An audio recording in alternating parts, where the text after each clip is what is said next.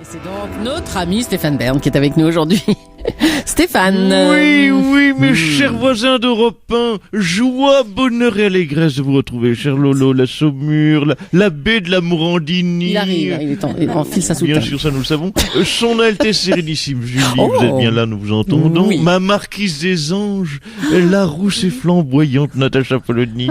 Et enfin, notre Geoffrey de Perrac, Thomas Soto.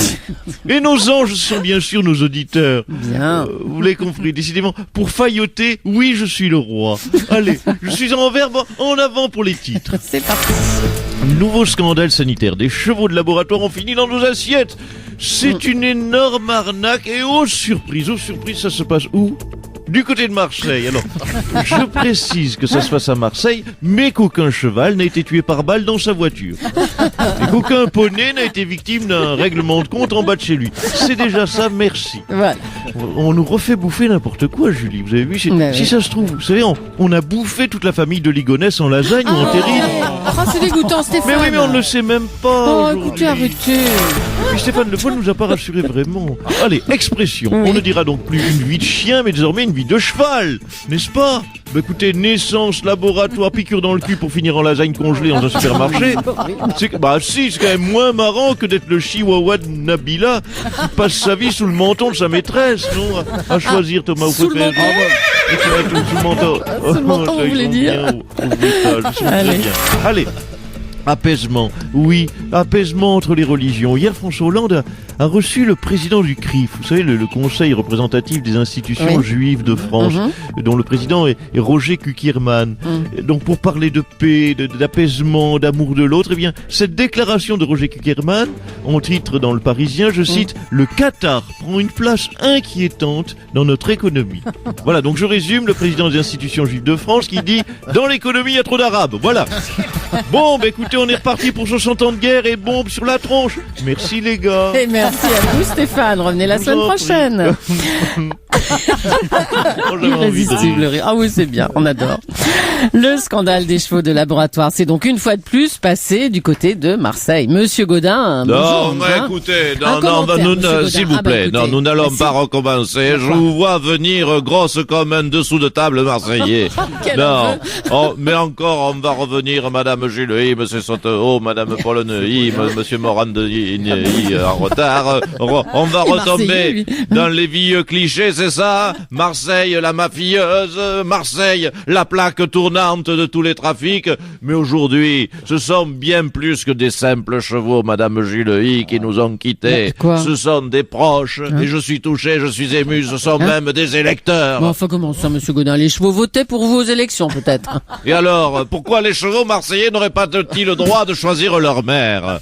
Mais je vous rassure, quand ils votaient, pour moi, ils le faisaient avec une procuration en bonne et due forme. On aura tout entendu. Et croyez, s'il vous plaît, ne me coupez pas, je leur demandais à chaque fois leur avis avant chaque tour d'élection.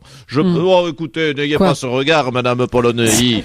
Je peux faire le test devant vous avec un cheval marseillais, pour le vote. Tiens, viens ici, crapule du bois fleuri, viens, oui, oh tu es beau, tu as une belle crinière, oui, oh tu es magnifique, oui.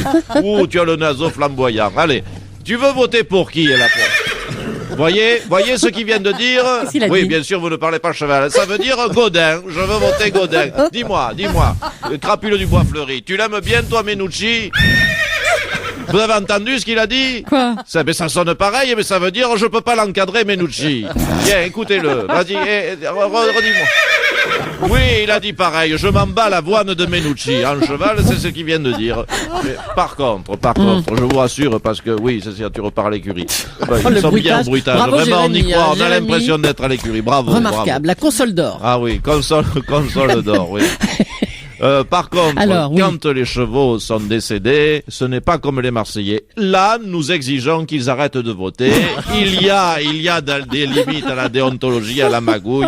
Voilà ce que je souhaitais dire à votre antenne. Merci de m'avoir écouté. Merci, Monsieur Gaudin.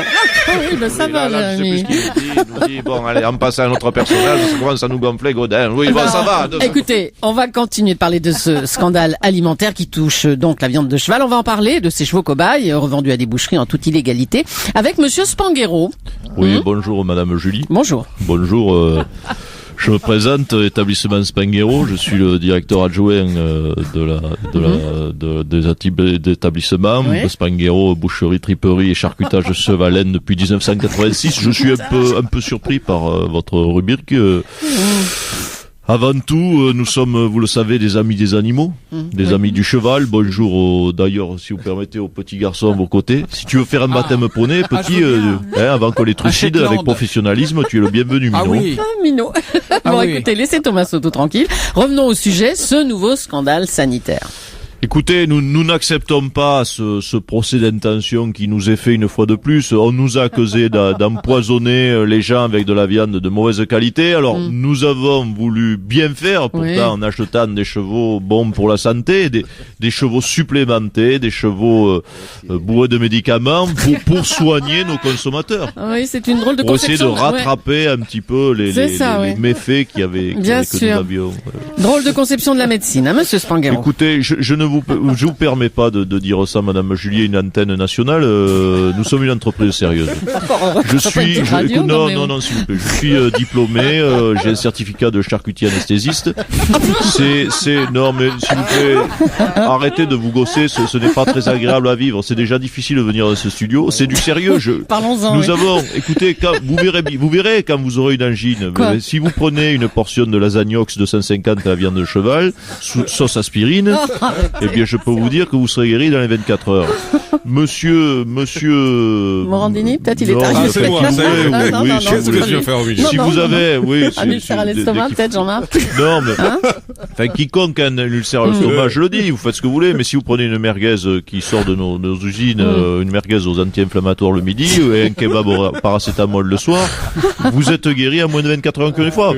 Vous êtes écorché, vous appliquez un cataplasme de bacon de cheval au mercurochrome, et l'affaire est réglée à moins de 10 heures. Mais ce sont des réalités. Vous les occultez. Vous ne traitez jamais des vrais sujets sur cette antenne. N'importe quoi, Monsieur Spanghero. Je regrette. Vous stigmatisez une entreprise qui est sérieuse. Allez. C'est n'importe quoi, on arrête, hein? Mais non, écoutez, alors attendez, permettez, quand on a de la fièvre, il faut manger de la viande de cheval, je le dis, pour tous les enfants qui nous écoutent et toutes les mamans qui sont les enfants, on l'a trouvé le remède. Si on a une fièvre au cheval, c'est le cheval, la boucle est bouclée, merci. Oh, la fièvre de cheval, le cheval. Je ne reviendrai plus, vous n'êtes pas une radio sérieuse. Allez, merci, Monsieur Spanghero. Un mot de politique internationale maintenant, et devinez, Angela Merkel a annoncé, quel triomphe. Elle a annoncé son nouveau gouvernement. Alors, un gouvernement de coalition, puisque désormais, elle doit faire alliance avec les socialistes, hein, Angela. Mon petit Kinder Soto est là. Oh, Merkel, Mon Kinder Bueno. Tu as remarqué? J'aimais toujours des vestes de tailleur orange pour être assorti avec la montre en plastique de mon chouchou d'amour. On est complémentaires, Angela, on est complémentaires. Un jour, oh oui, Thomas, un jour on quittera toute cette vie et on partira vivre nu sur une plage de Stuttgart. Les plages de Stuttgart. Et on vivra d'amour et de saucisses. Oh là là là. Bon, écoutez, on se calme, Angela. Hein. Dites-nous plus sérieusement, vous allez gouverner avec un gouvernement socialiste. Oui. Comme on dit en Allemagne, un gouvernement socialiste, pourquoi pas? Pourquoi pas? Ça peut marcher, sauf si c'est celui de Jean-Marc Ayrault. Allez, ça va. Ah, j'ai mes gros bidons. Oui, j'ai un peu forcé sur la tartiflette, monsieur Morandini. Vous ne mettrez pas les photos sur votre site? Ah, je sais pas sûr. Voilà. Ah bon, bah merci. Revenez bien. Je remettrai une autre couche, une autre fois. Ah bon, d'accord. Ok, on arrête là alors avec vous. On vous laisse. Elle l'a annoncé elle-même hier dans le journal suisse Le Matin. Roselyne Bachelot, animatrice sur D8, gagne 250 000 euros par an. Jean-Marc Morandini, vous allez revenir sur cette info. Eh oui, Julie, aujourd'hui dans le numéro 8144 000, on s'en fout du grand direct des médias. Nous reviendrons effectivement sur cette info. Roselyne Bachelot gagne 20 patates par mois, comme on dit trivialement. Alors, avec notre spécialiste Bastien Millot, spécialiste de télévision, spécialiste de médias, spécialiste économie, spécialiste jardinage, matériaux lourds, pizza, géologie et philatélie. C'est le seul expert qu'on a, donc il fait tout. Nous reviendrons ce moins cher. Nous reviendrons sur ces questions que tout le monde se pose. Maintenant que l'on sait que Bachelot gagne 20 patates par mois, est-ce que Brahim Zaïbat va quitter Madonna pour vivre avec Roselyne? C'est notre enquête de la matinée. Comment Roselyne Bachelot fait pour boucler ses fins de mois alors qu'elle gagne 20 fois moins que Cyril Hanouna? Oui, on y revient. Il y avait longtemps.